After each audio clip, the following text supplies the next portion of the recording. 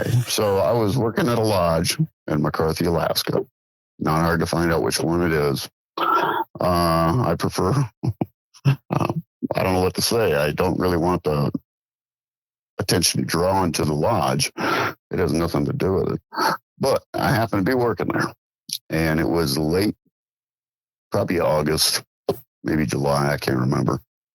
And a friend of mine works here, and he, we were just burnt out because it's a lot of work.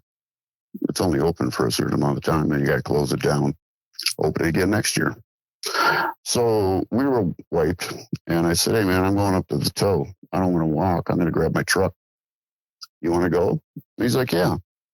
So the toe is the end of the Root Glacier, and the Root Glacier is spelled R-O-O-T, and it's the glacier that happens to be about 1.5 miles from where I'm sitting.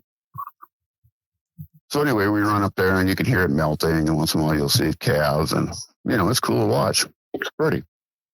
And it's cooler because it's summertime, and you got wind coming off the ice. So we were on the way up there, going slow, and I'm in this old beat-up Toyota. And both of us have done this trail a million times. So we're going up this trail, and I'm going really slow, just in case there might be somebody or bears jump out or whatever, because we're out in the bush. And I'm cruising along, and I come up just to a tiny rise, not really a hill.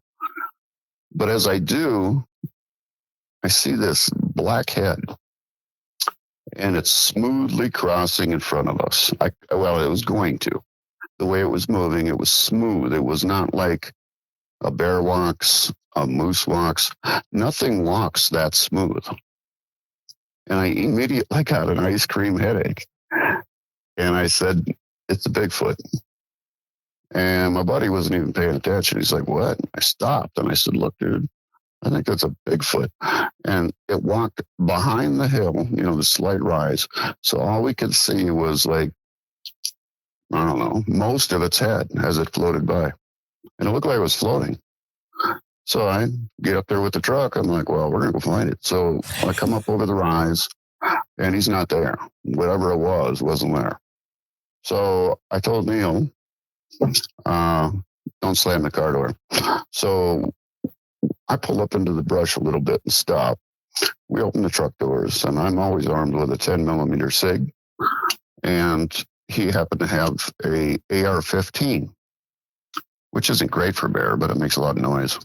So I said, hey, if you go down about 60 yards and start going in the bush, once you go in, I'll go in, and maybe you'll chase it to me, whatever it is.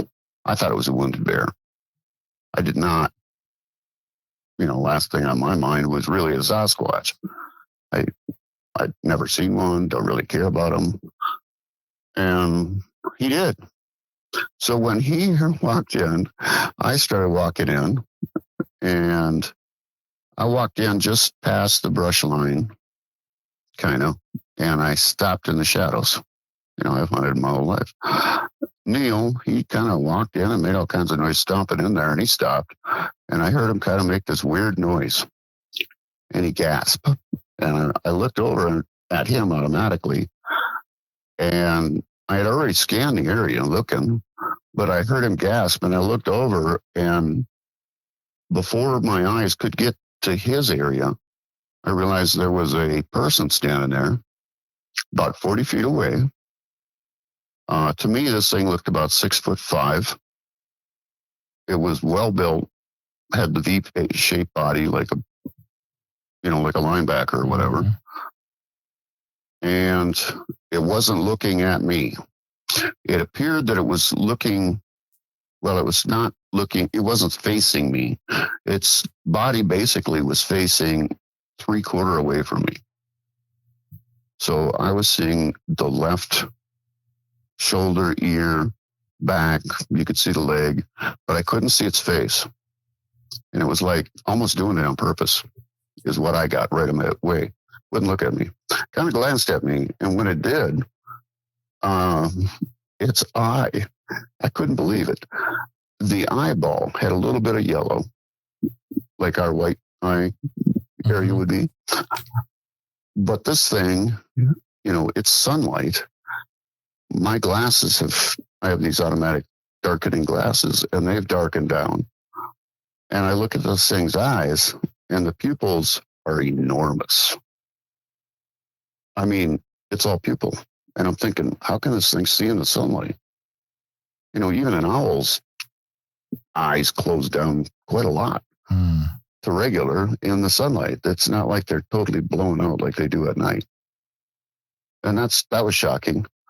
And then the next thing that freaked me out, well, I was completely in shock, kind of. And the next thing that freaked me out is the way it ran. This thing took off with no gaining of speed like, a bear would or a human. This thing took off from 0 to 60. It appeared to be 60 miles an hour instantly. And it went about 75 yards, jumped over some trees that were down, and then took off again like 60 miles an hour. And that was it. That was the end of it. So I walk back to the truck, and Neil comes back, and he's all excited.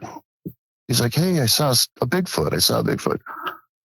And I'm like, what'd you see? And he says, I saw a human-shaped arm, except for it was too long. And this thing was walking or running, and he saw the arm swing. Well, that's not what I saw. I saw the whole thing, and except for its face. And I don't know what gender or whatever, female. So anyway, it didn't really last long. It was gone. So we stood by the truck, talked about it a little, and we actually drove out to the tow again, kept going, hung out and come back, looked around, there wasn't nothing there. So that was that. That was 2017.